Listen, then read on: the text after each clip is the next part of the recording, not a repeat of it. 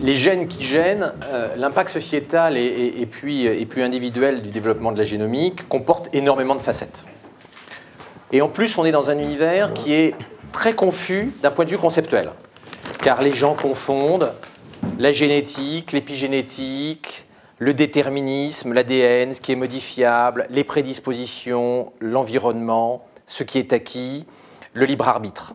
Il y a autour de toutes ces notions énormément de contradictions et les gens confondent beaucoup les choses parce que globalement on était parti de l'idée qu'on avait l'ADN, que l'hérédité se limitait à l'ADN, que l'ADN était un programme organisé d'où on pouvait déduire les états de santé, ce qu'on appelle le phénotype en médecine, de façon un petit peu automatique, un petit peu mécaniste. En réalité, ce que nous sommes est le fruit de trois choses principalement: l'environnement, notre ADN, mais aussi la façon dont notre ADN est organisé, ce qu'on appelle l'épigénétique, c'est-à-dire la façon dont la molécule d'ADN est accessible aux enzymes qui permettent la fabrication de l'ARN messager pour fabriquer les protéines.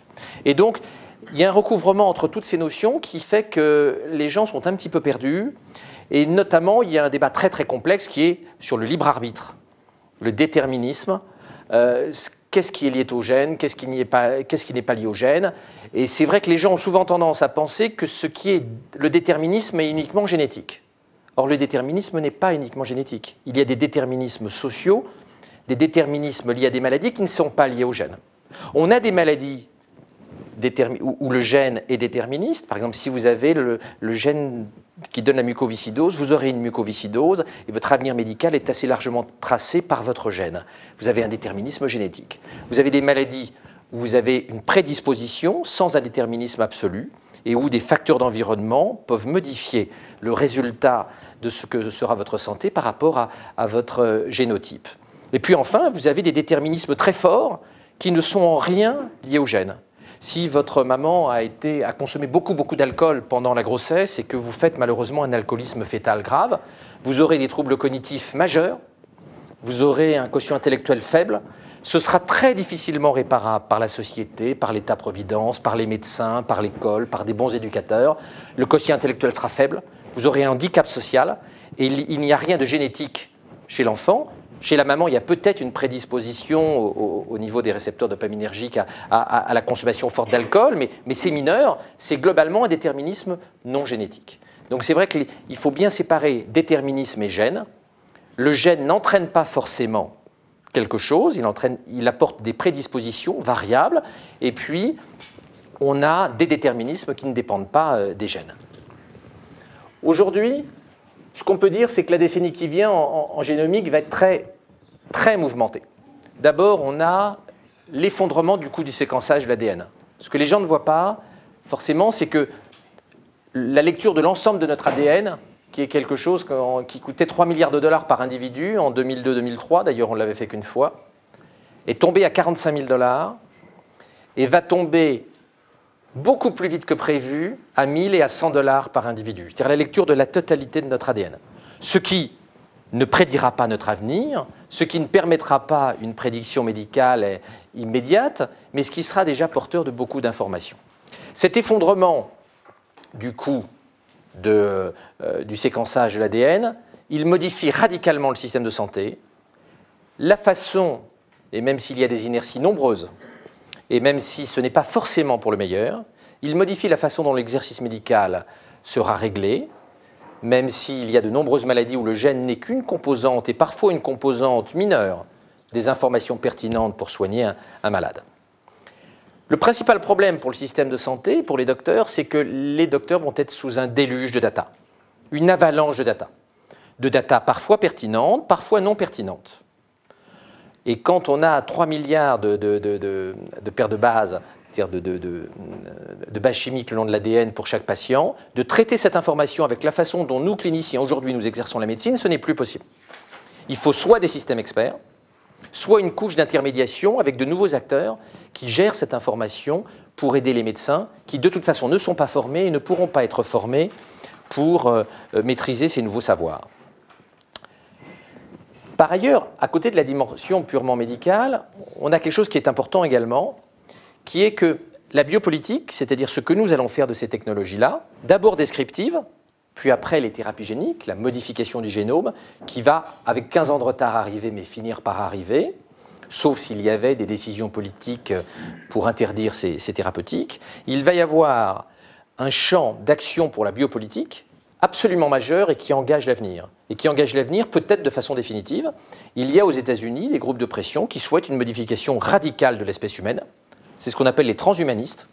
C'est un groupe de pression qui n'est pas fait de zozos déjantés. Ce groupe de pression, il a pignon sur rue, il est centré sur la Silicon Valley, il a parmi ses défenseurs les dirigeants de Google, qui sont très impliqués, vous le savez peut-être, dans la génétique. Et en génomique grand public, la boîte la plus avancée au monde, c'est une filiale de Google. Il y a donc des décisions très importantes qui engagent l'avenir en matière de génomique et qui sont fondamentalement du rapport du politique, du rapport du domaine de la biopolitique. C'est un challenge important qui n'est pas bien pris en compte par la société parce qu'aujourd'hui, le débat, il est difficile, les concepts sont complexes et que les gens refusent le débat ou rentrent dans l'anathème, notamment l'anathème inné-acquis, qui n'est pas le problème.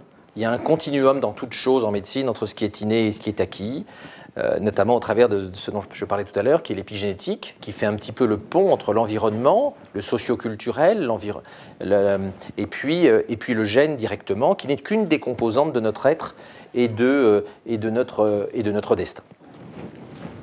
Alors, les gènes, eh bien, il faut savoir que par rapport à la vision qu'on avait il y a 20 ans, du gène qui était un programme, comme un plan d'architecte très organisé, déterminant de façon très simple, un gène, une protéine, une maladie, un gène, une maladie, un destin. On a quelque chose de beaucoup plus compliqué. Le gène est une entité tridimensionnelle, un espèce de puzzle en 3D qui interagit avec beaucoup de protéines, avec beaucoup d'autres gènes. Ce n'est pas du tout un programme réductionniste. Il y a au contraire des causalités récursives multiples entre les différentes composantes de la cellule, de l'organisme, des tissus.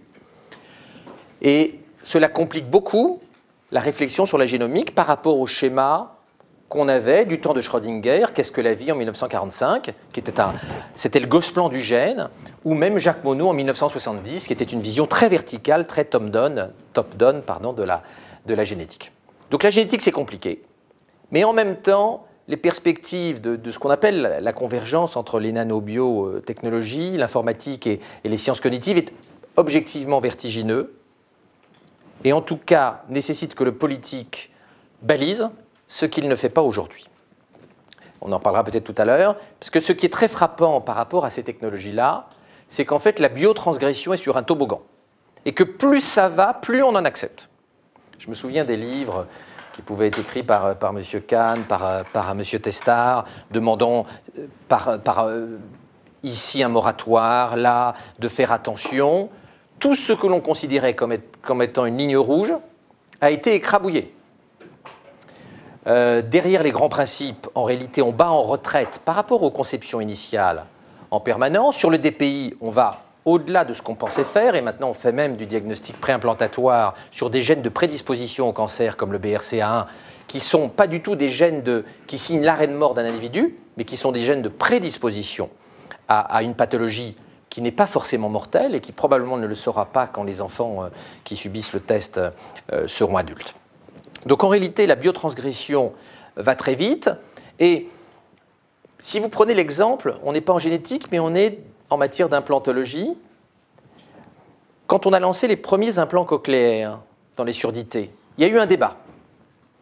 Et aujourd'hui, sur les implants intracérébraux pour les troubles obsessionnels compulsifs et pour la dépression, il n'y a pas de débat. Et la rétine artificielle, il n'y a pas de débat. On a accepté la première phase, qui était l'implant cochléaire. Il y a eu débat, il y a eu des oppositions, il y a eu des contre-pouvoirs, et aujourd'hui, il n'y en a pas. Et donc, ce que l'on voit, c'est que cette vague technologique aujourd'hui n'a pas rencontré de contre-pouvoir, et il n'y a pas en face une stratégie politique qui le tient.